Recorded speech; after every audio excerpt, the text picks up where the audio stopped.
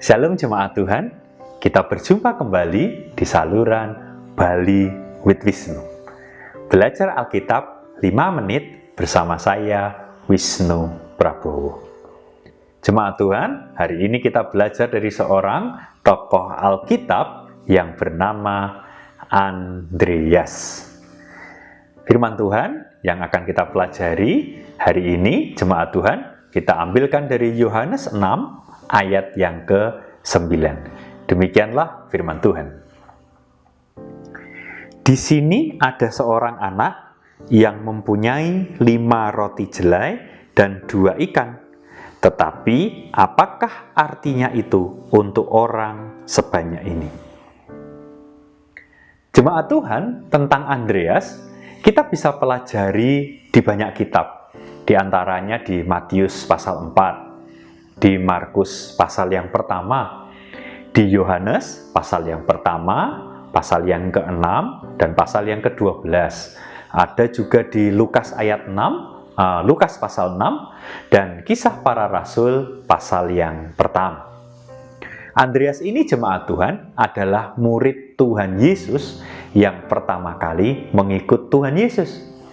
Andreas pula yang mengajak Simon saudaranya untuk menemui Tuhan Yesus. Simon, saudara Andreas inilah yang kita kenal sebagai Rasul Petrus. Jemaat Tuhan, Andreas mengikuti Tuhan Yesus sejak saat itu. Andreas dan bersama murid yang lain mengikuti Yesus kemanapun Yesus pergi melayani. Andreas melihat pelayanan Tuhan Yesus dan juga melihat secara langsung mujizat-mujizat yang dilakukan oleh Tuhan Yesus. Dimulai dari mujizat di perkawinan di Kana, kemudian mujizat kesembuhan untuk anak pegawai istana, hingga sampai di mujizat kesembuhan orang lumpuh di kolam Bethesda.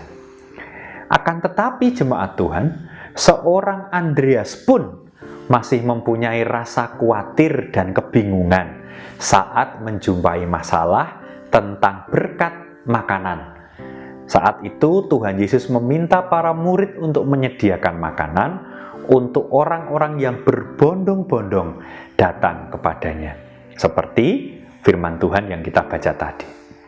Jemaat Tuhan, kita bisa belajar dari kehidupan Andreas ini, bahwa seringkali kita ini sebagai manusia, walau Tuhan sudah pernah memberikan mujizatnya di dalam kehidupan kita, masih saja ada rasa khawatir dan bingung di dalam diri kita di saat kita mempunyai masalah.